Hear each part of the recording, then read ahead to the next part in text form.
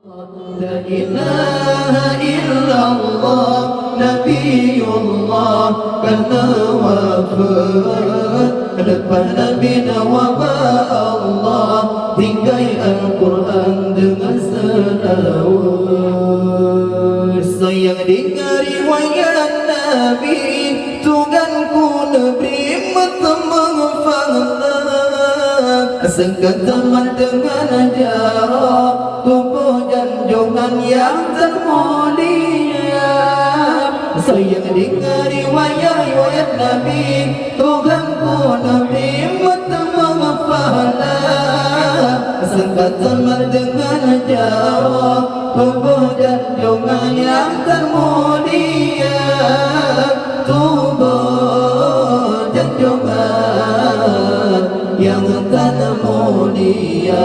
Allah la ilaha illallah Nabiullah karena wafat depan Nabi Nawaba Allah tinggai Al-Quran dengan selawat. Allah la ilaha illallah Nabiullah karena wafat depan Nabi Nawaba Allah tinggai Al-Quran dengan selawat.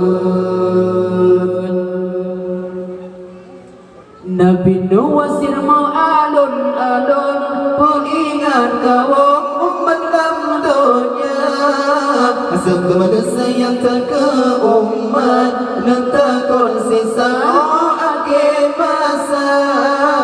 Nabi Nuwasir mau alun-alun pengingat kaum umat dalam dunia segala sayang tak ke umat nentakon sisa akhir masa.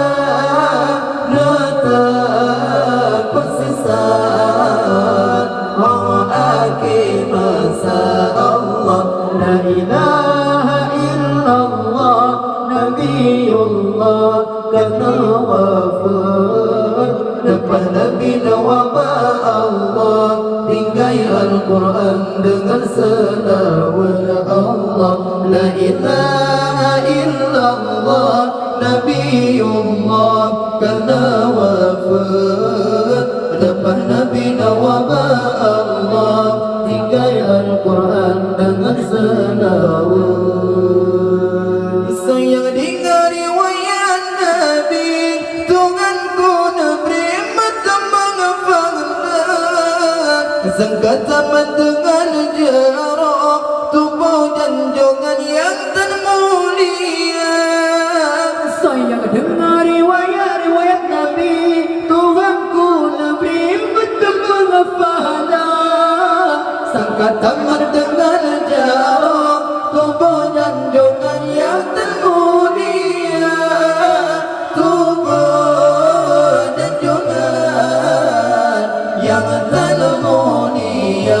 Allah la ilaha illallah Nabiullah karena wafat depan Nabi Nawaba Allah tinggai Al-Quran dengan selawat. Allah la ilaha illallah Nabiullah karena wafat depan Nabi Nawaba Allah tinggai Al-Quran dengan selawat.